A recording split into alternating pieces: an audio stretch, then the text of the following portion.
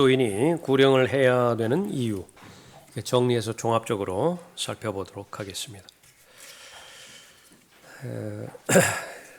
믿음의 대상이 바로 예수 그리스도이신데, 예수 그리스도께서 오신 목적, 무엇 때문에 오셨는가, 그분께서는 어떻게 사셨는가, 지상의 생애 동안에 또 승천하시면서 성도에 남겨진 삶을 어떻게 살라고 사도들을 통하여 또 기록된 말씀을 통하여 그렇게 주시는 것인가. 그렇다고 한다면 예수 그리스도를 만나게 될 때에, 궁극적으로 모든 구원이 이루어질 때에 그 성도들을 향한 또 하나님의 계획이 이렇게 잘 부합되었는가, 그것을 잘 공부하는 것이지요. 살펴보는 것입니다. 오신 목적은 바로 이 잃어버린 혼들을 구원하기 위해서 오신 것이죠. 마가복음 10장 45절에서 인자도 섬김을 받으러 온 것이 아니요 섬기러 왔고 또 많은 사람을 위하여 자기 생명을 몸값으로 주려고 온 것이라. 죄의 삭은 사망인데 또 피 흘림이 없이는 죄에 대한 용서가 없는 것인데, 그것은 동물의 피로는 한계가 있고요. 하나님의 신 예수 그리스도의 보배로운 피가 흘려졌을 때에 모든 사람이 구원을 받은 것입니다.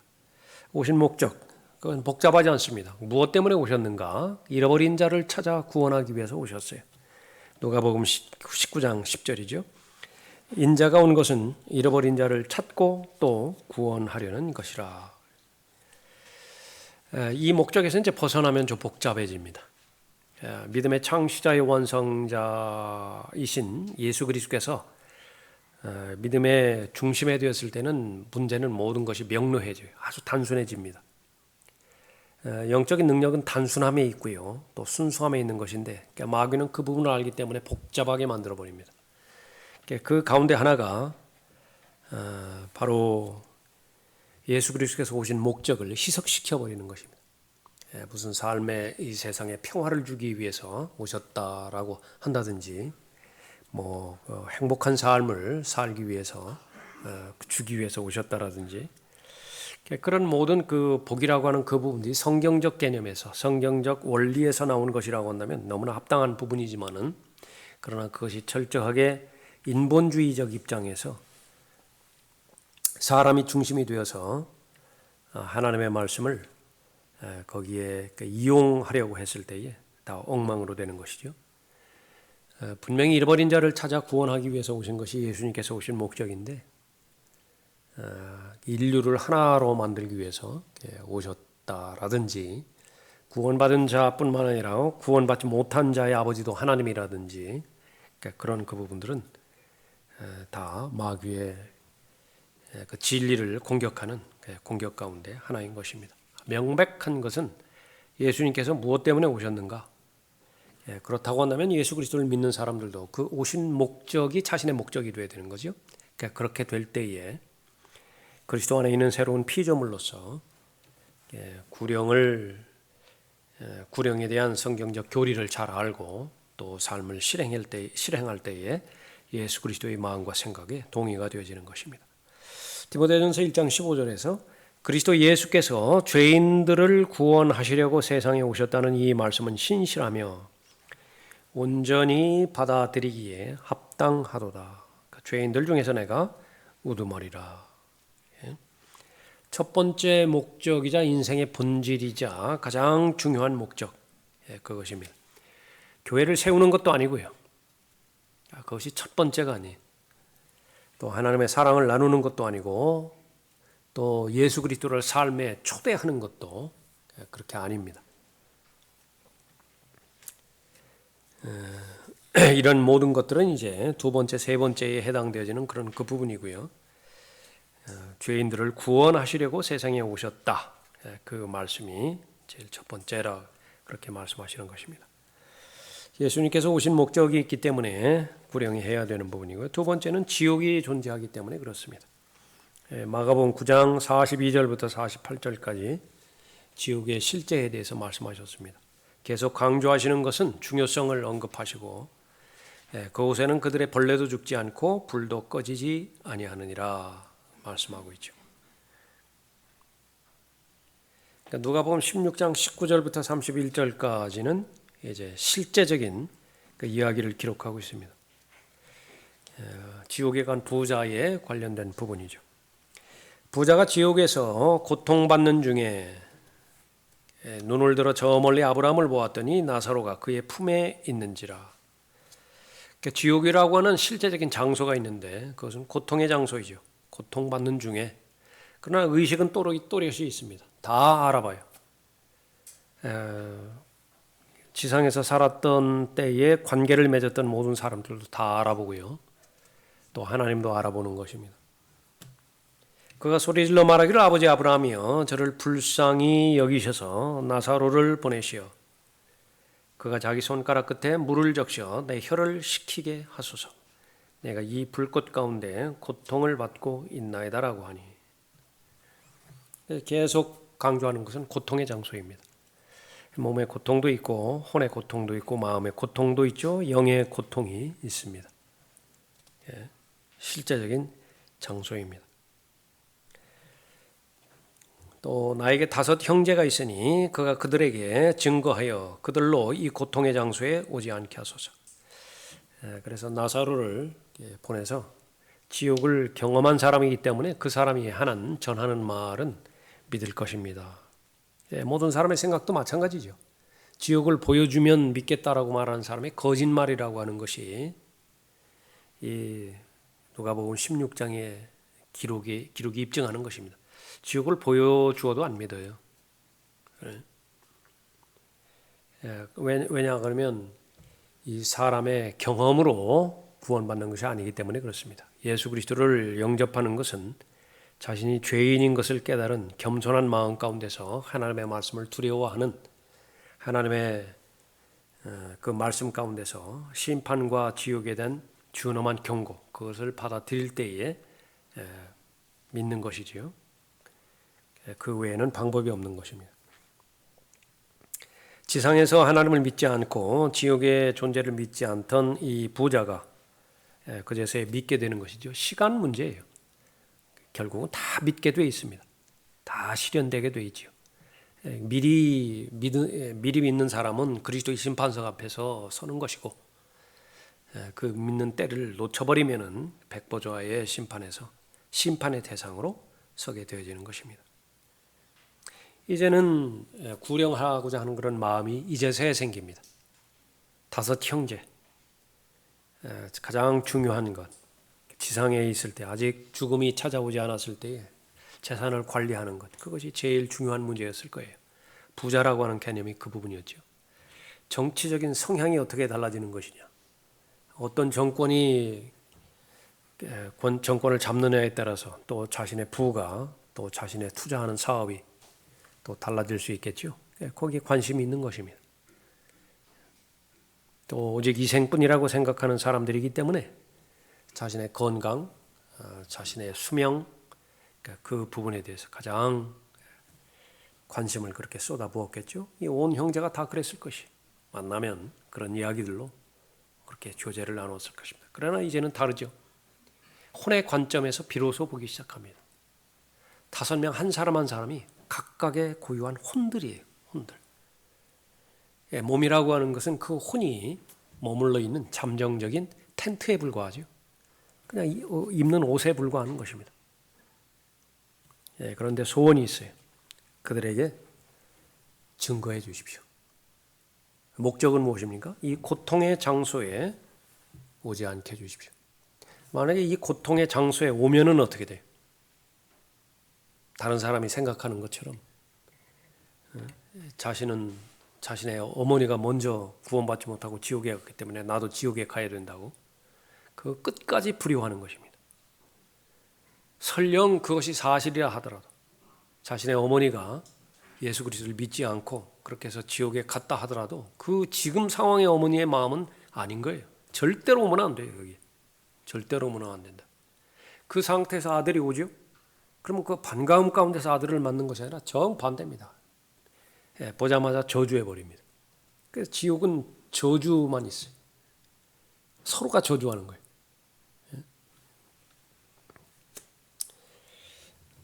성경적인 답은 무엇인가요? 그거는 어떠한 영향도 없다. 만일 그들이 모세와 선지자들의 말을 듣지 않는다면 비록 누가 죽은 자들로부터 살아난다 해도 그들을 설득할 수 없을 것이니이다. 성경의 최종적인 결론은 말씀으로밖에 거듭나는 방법이 없다 그 말이에요. 썩어질 씨로 거듭나는 것이 아니라 썩지 않을 하나님의 말씀으로 거듭나게 되는 것인데 사람이 그것은 하나님의 말씀이지요. 사람이 아니라 영향력을 주는 것은 사람이 아니라 그렇게 보는 것입니다. 그래서 모세와 선지자의 말, 성경이죠. 그것에 대해서 순종할 믿을 마음이 없다고 한다면 비록 누가 죽은 자들로부터 살아난다 해도 그들을 설득할 수 없을 것입니다. 죽었다가 살아났을 때요. 예수님께서 말씀하셨죠.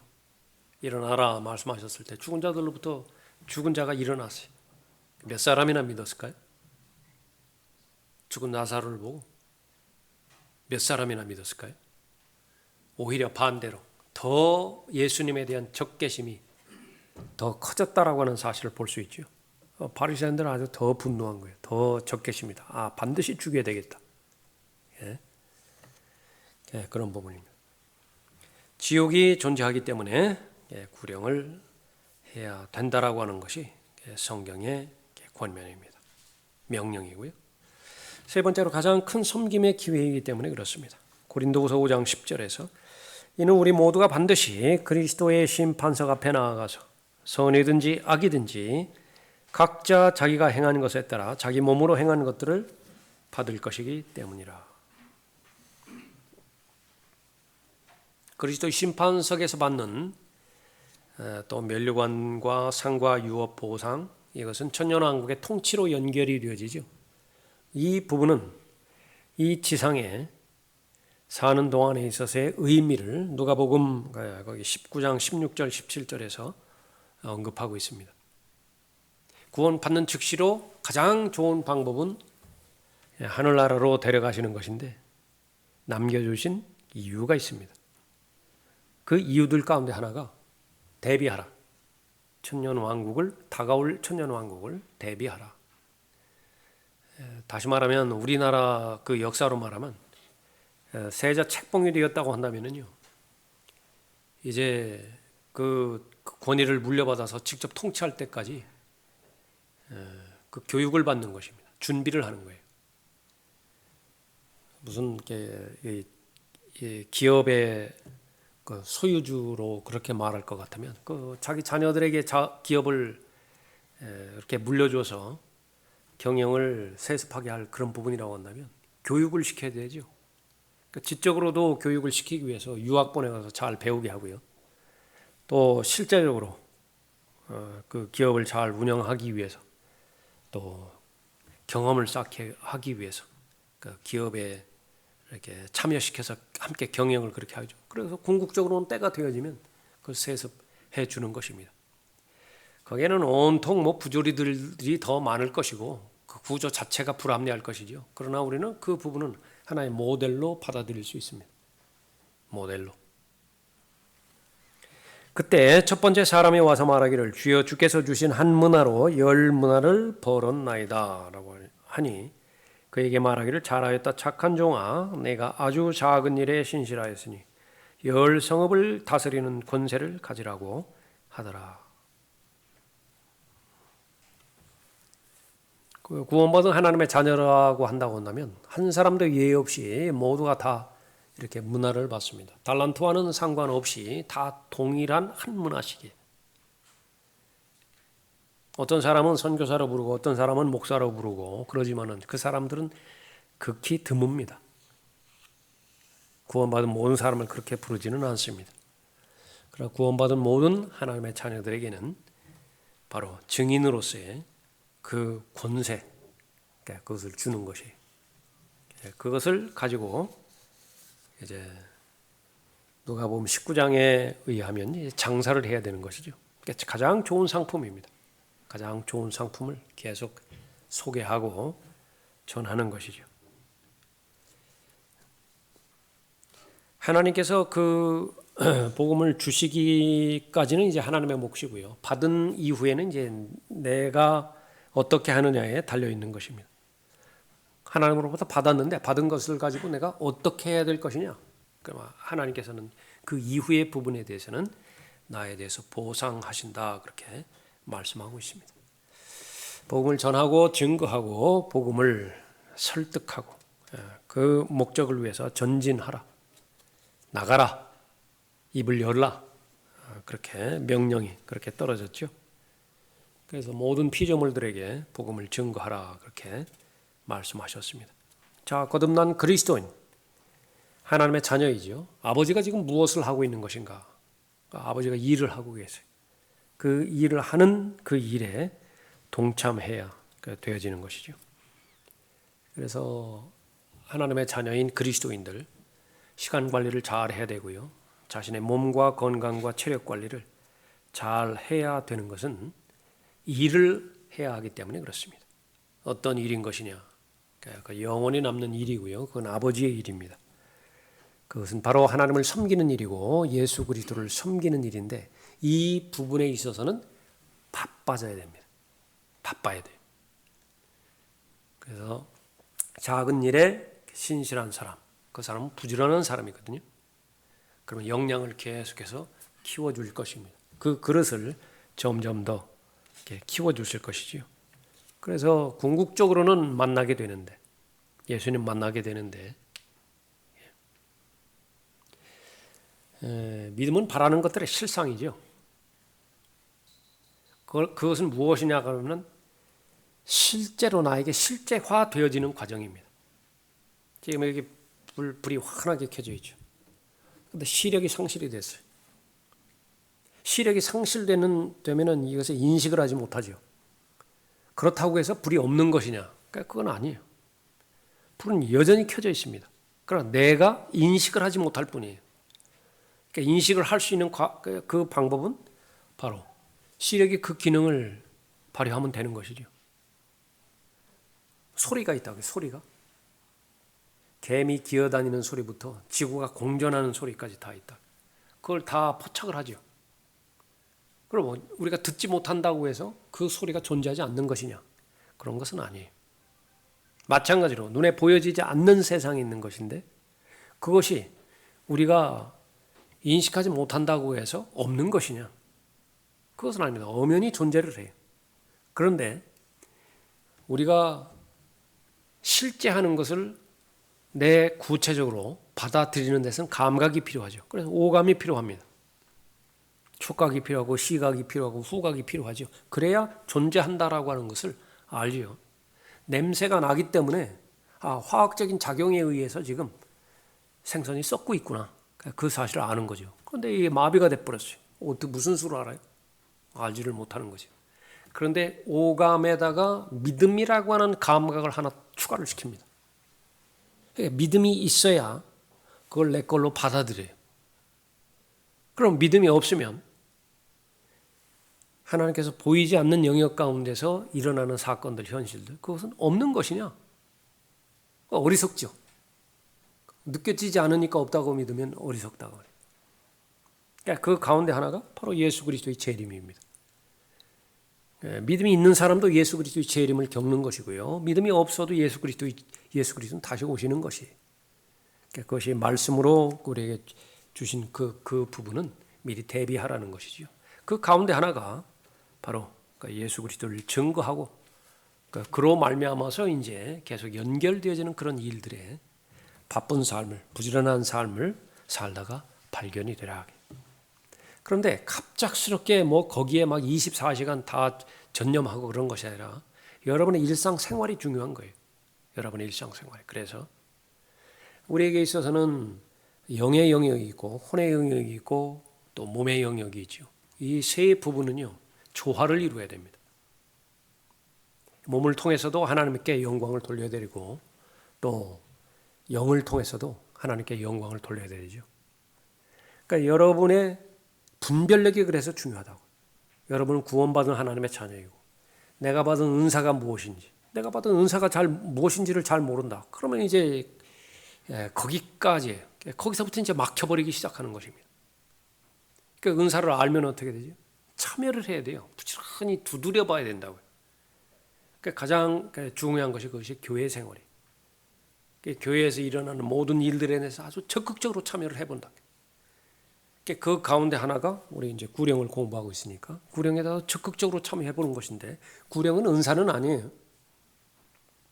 구령은 누구나가 다 성경적인 근거에서 볼 때 다 행할 수 있는 그런 그 부분이죠. 그리고 내가 이제 삶을 영위해야 되니까 공중의 나라는 새도 하나님께서 책임져 주신다. 여우도 하나님께서 생존을 위해서 책임져 주신다. 우리에게 강조하는 것은 우리에게 먹을 것, 입을 것 주신다고 말이에요.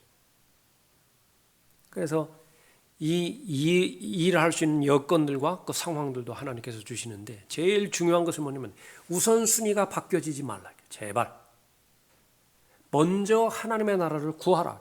그러니까 인생의 목표가, 인생의 가치관이 세상 사람들이 갖고 있는 인생의 가치관과 달라요. 생존이 아니라고요. 우리 인생의 그 목적이 생존에 있는 것이 아니에요. 우리 인생의 목적이 안정된 삶과 행복한 삶이 아니에요.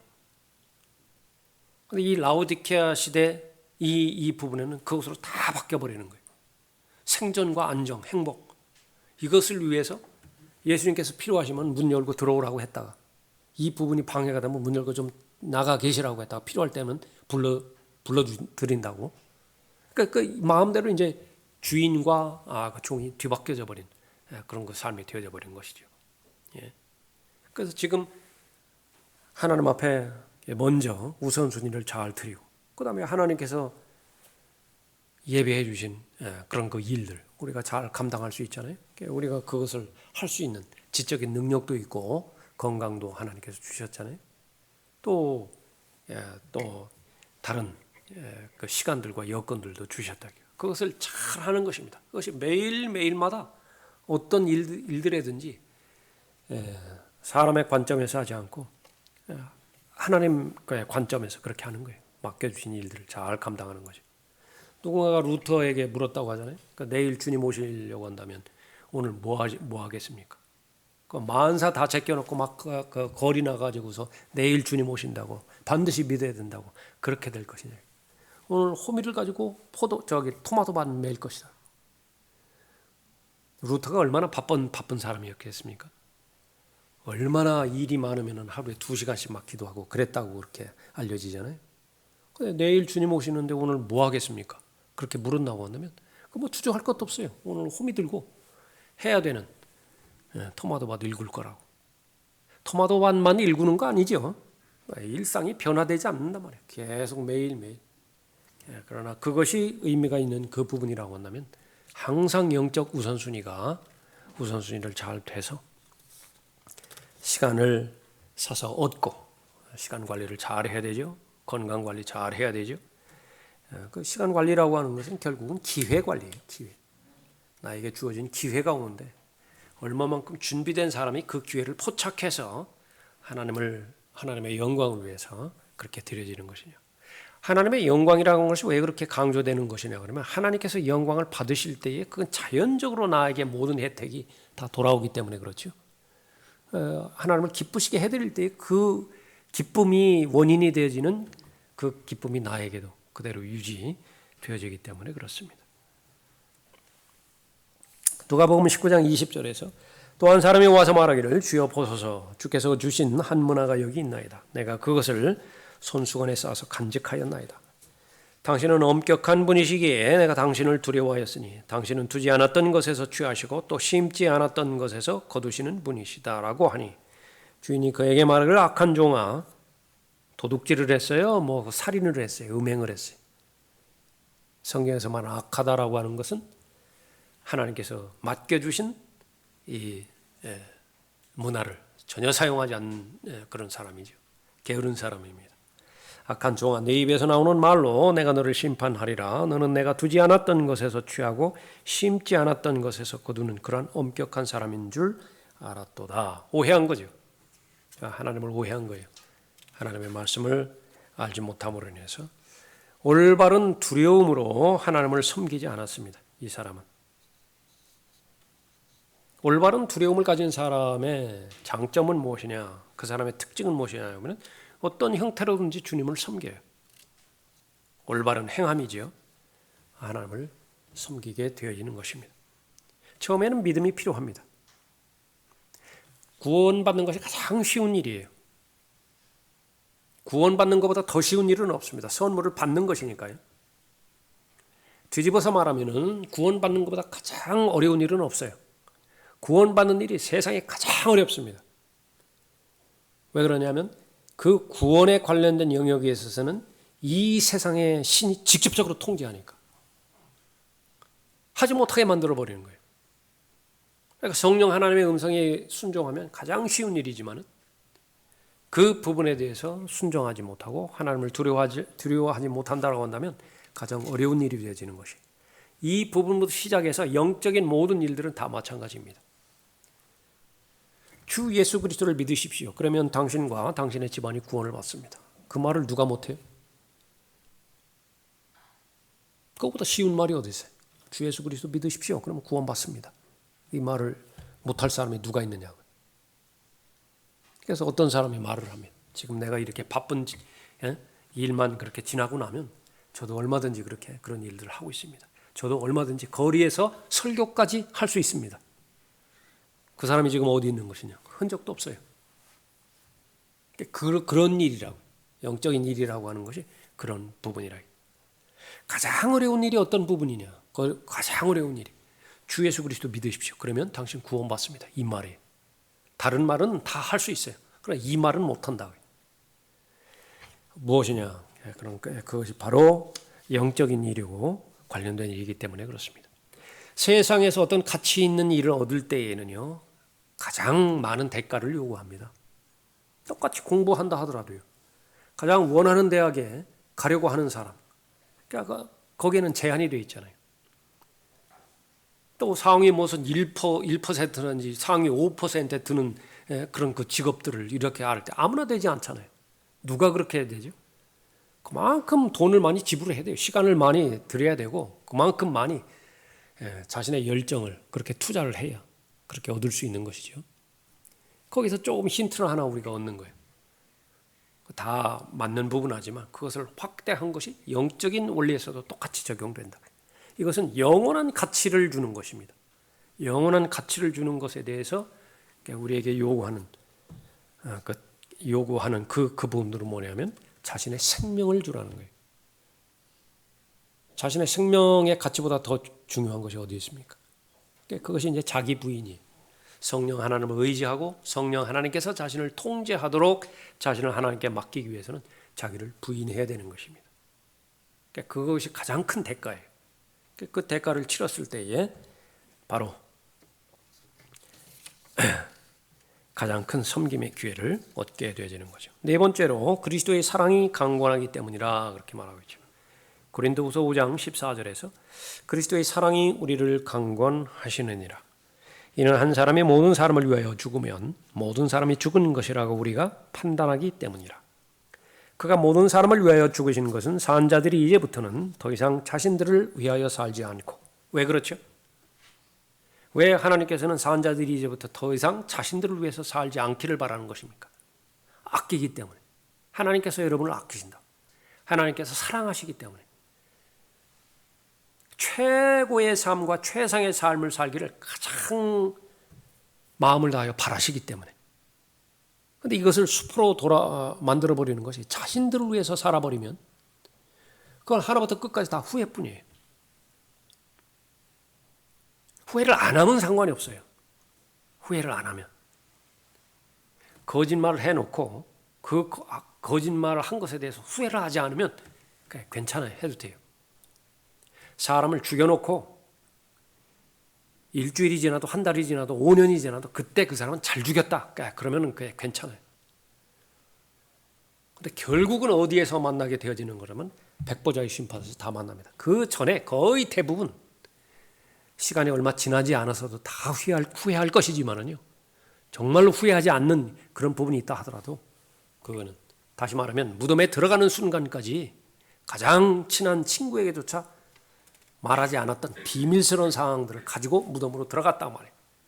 그렇다고 해서 다 끝나는 것이 아닙니다. 하나님 안에서 다 드러나기 때문에 그런 것이죠. 그것이 바로 자신들을 위해서 사는 거예요. 하나님께서는 다 아시기 때문에 이제는 예수 그리스도를 위해서 살라. 예수 그리스도는 누구냐? 자기들을 위하여 죽었다가 다시 살아나신 그분을 위하여 살게 하려는 것이라 그렇게 언급하고 있죠. 이러한 삶을 사는 사람이 도대체 어디 있는 거냐? 그걸 봤으면 좋겠어요. 수없이 그런 사람들을 봅니다. 제일 1차적으로는 바울이 그러한 삶을 살았고요. 디모데가 그런 삶을 살았습니다.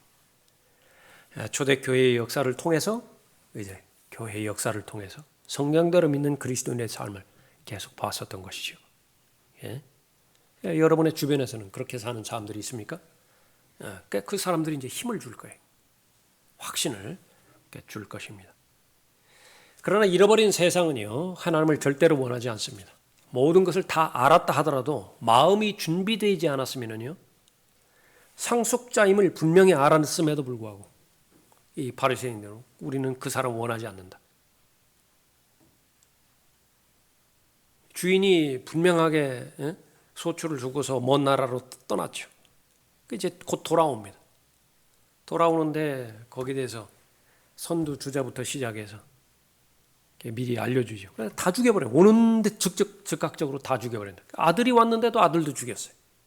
그것이 바로 세상의 마음인데 그것을 해결할 수 있는 방법은 하나님에 대한 사랑입니다. 예수 그리스도에 대한 사랑이 강건하기 때문에 우리가 구령하는 것입니다. 이 예수 그리스도에 대한 사랑은 그러면 어떻게 계속해서 성장하는 것이냐? 마찬가지로 오늘 하루에 달려 있어요. 오늘 하루에 계속해서 주님과 동행하고 주님의 말씀으로 묵상하고 기도로 또 자신의 마음을 아뢰고 그러는 가운데 첫사랑이 계속해서 성장하고 계속해서 커져가는 것이죠. 그러면 그 사랑이 나를 밀어내는 힘이 있습니다. 어디로 밀어내죠? 밖으로 밀어낸다고. 다섯 번째, 화해의 직분을 주셨기 때문이죠. 고린도후서 5장 17절에서 모든 것이 하나님께로부터 났으며 그분께서는 예수 그리스도를 통하여 스스로 우리와 화해하셨고 화해의 직분을 우리에게 주셨으니 즉 하나님께서 그리스도 안에 계셔서 세상을 자신과 화해하게 하시며 그들의 죄과를 그들에게 돌리지 아니하시고 우리에게 화해의 말씀을 맡겨주신 것이라. 그러므로 이제 우리는 그리스도를 대신한 대사들로서 하나님께서 우리를 통하여 너희를 권면하신 것 같이 우리도 그리스도를 대신하여 너희에게 간구하노니 너희는 하나님과 화해하라. 하나님께서 죄를 알지도 못하는 그를 우리를 위하여 죄로 삼으신 것은 우리로 하여금 그 안에서 하나님의 의가 되게 하려 하심이라.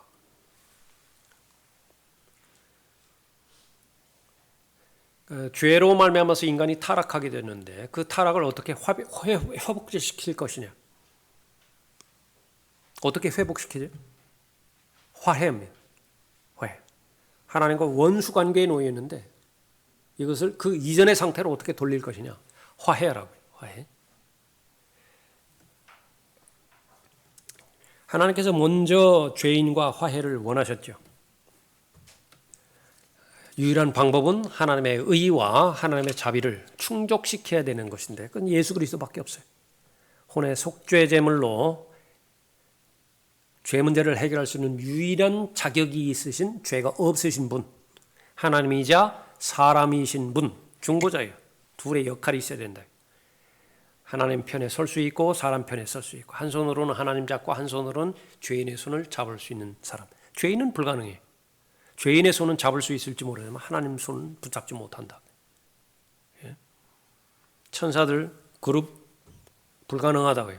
하나님과 손은 잡을 수 있지만은 그 자체는 피가 없기 때문에 죄에 대한 용서의 근거가 없는 것이죠. 그러니까 예수 그리스도는 100% 하나님이시고 100% 사람이시기 때문에 하나님께 율법을 통하여 의를 이루셨던 것이죠. 그래서 이 갈보리에서 예수님께서 돌아가셨을 때에 화해에 필요한 모든 것들은 하나도 빠뜨리지 않고 다 이루어 주신 것입니다. 근데 그것을 이제 사람에게 맡겨 주셨습니다. 하나님의 경륜 우리가 이해해야 됩니다. 하나님께서 직접적으로 일하실 때가 있으셨어요. 그 직접 말하셨다고요. 빛이 있으라. 거기 뭐 누가 개입할 여지가 없어요. 천사가 개입할 여지도 없고 그냥 하나님께서 직접 하시는 거예요. 빛이 있으라. 교회 시대의 경륜은 어떻습니까? 예. 복음 전파를 위해서 베드로를 하나님께서 불러주시는데 아주 어려운 과정을 겪으십니다. 베드로를 깨닫게 해주셔야 되는데 율법에서 먹지 말아야 될 그 더러운 음식들 있죠. 더러운 고기들, 금지된 음식들. 그거를 보자기에 내려보내고 그거 먹으라고 한다.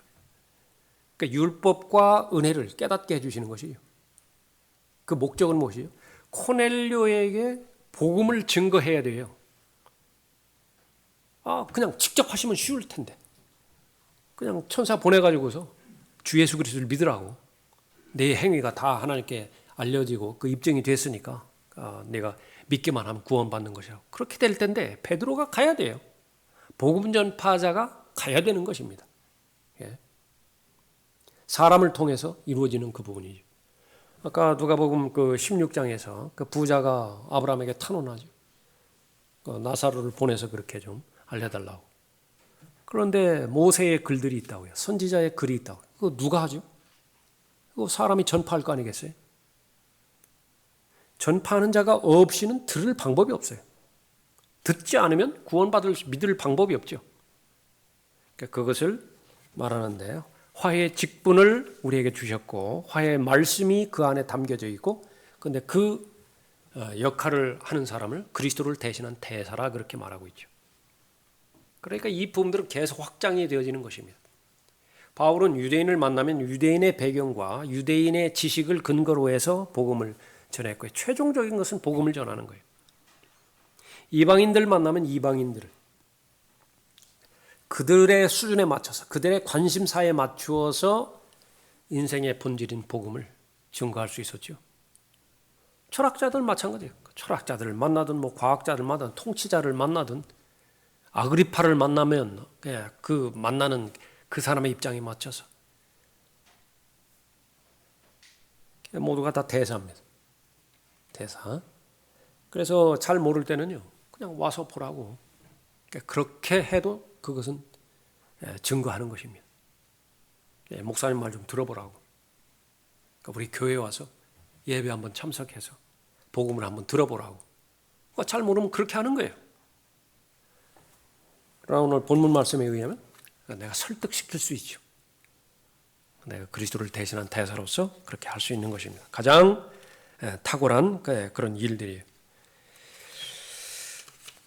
자, 여섯 번째, 그리스도께서 구령자를 찾으시기 때문이다 그랬습니다. 마태복음 9장 36절에서 주께서 무리를 보시고 그들을 가엾게 여기시니 이는 그들이 목자 없는 양과 같이 지치고 흩어졌습니다. 그때 하나님 보시기에, 예수님 보시기에 목자 없는 양인데 본인들은 그렇게 생각하지 않아요. 모든 것이 다 있다고 말합니다. 그래서 목이 곧은 백성이, 특히 종교에 그렇게 헌신된 종교 지도자들 더 마찬가지죠. 자기는 모든 것을 다 알고 있고 필요가 없다고 말하고, 그래서 가장 높은 위치에서 판단하는 일만 해요. 본인들은 가르쳐주는 일만 한다고 말해요. 그러나 목자 가운데 목자인 예수님의 관점에서 봤을 때 모두가 다 목자 없이 흩어진 양들이, 그렇기 때문에 부자든 가난하든 그가 상관없이 혼의 고통을 당하고 있는 거예요. 하나님의 관점에서 보면 누가복음 16장에 나오는 거지 나사로나 부자나 하나님께서 보실 때는 둘 다 잃어버린 혼들이라고 말이죠. 가장 절실하게 필요로 하는 것은 구원이에요. 예수님의 마음입니다. 그때 주께서 제자들에게 말씀하시기를 참으로 추수할 것은 많으나 일꾼들이 적구나. 그러므로 너희는 추수에 주께 기도하여 추수할 일꾼들을 보내주시라 하라 하시더라. 예수님께서 찾으시는 사람, 참된 경배자 찾으시고요. 참된 경배자는 모두가 다 이제 구령자이겠죠. 하나님 앞에 영광 돌리는 사람이 공개적으로 영광 안 돌리겠어요? 여기서도 하나님께 영광 돌리고 직장에서도 영광 돌리고 길거리에서도 영광 돌릴 것이라고요. 일곱 번째, 지상에 있는 동안에만 할 수 있는 일이기 때문이다 그랬습니다. 휴거가 되어지면 하지 못하는 일들이 있습니다. 휴거 바로 직전까지만 할 수 있는 일들이 있다고 말이죠. 때가 낮일 동안에 나는 나를 보내신 분의 일들을 행하여야 하리라. 밤이 오면 그때는 아무도 일할 수 없느니라. 요한복음 9장 4절에 있죠. 그래서 앞 못 보는 사람들 눈을 뜨게 해주는 일, 우리들이 해야 되는 그런 그 일들입니다. 여덟 번째, 하늘에서 가장 기뻐하는 일이기 때문이다. 누가복음 15장 7절에서 내가 너희에게 말하노니 이와 같이 하늘에서는 회개할 필요가 없는 99명의 의인들보다 회개하는 한 사람의 죄인을 더 기뻐하리라. 예수님께서 오신 목적, 의인을 위해서 오신 것이 아니에요. 의인은 예수님과는 상관없어요. 죄인은 예수님과 상관이 없습니다. 그 죄인이 예수님과 상관이 있는 거죠.